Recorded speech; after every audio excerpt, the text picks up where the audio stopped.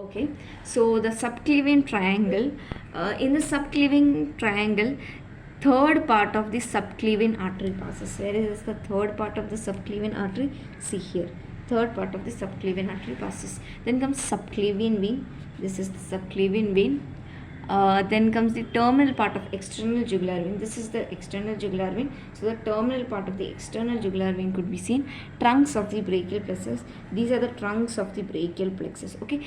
Keep your Vishram Singh or Brady Chaurasi along with you and draw according to that. Okay.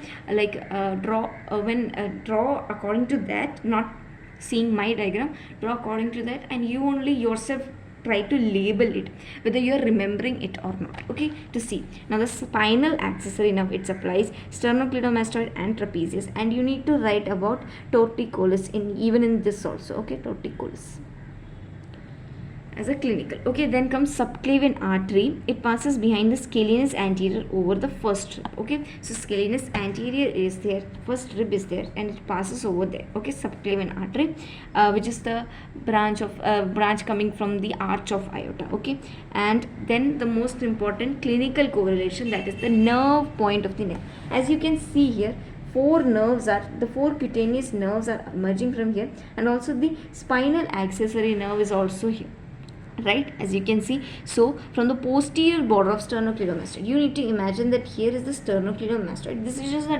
diagrammatic representation, but here actually is the sternocleidomastoid. This is the omohyoid, and here is the trapezius. Okay, that is how the triangle is. Okay, and this is coming out from the posterior border of the sternocleidomastoid in the upper and the middle third. Okay, so those four cutaneous nerve emerges. They are lesser occipital, greater auricular, transverse cervical, and superior clavicular. This is the nerve point of the neck. Okay, nerve point of the neck. And when cervical, in case of cervical plexus nerve block, why do we give this anesthesia when you are doing certain surgeries in the neck region? If something is stuck in the throat or something, okay, so we need to give anesthesia. So this is the place where anesthesia is given. Okay, so cervical plexus nerve block is given to the nerve point of the neck.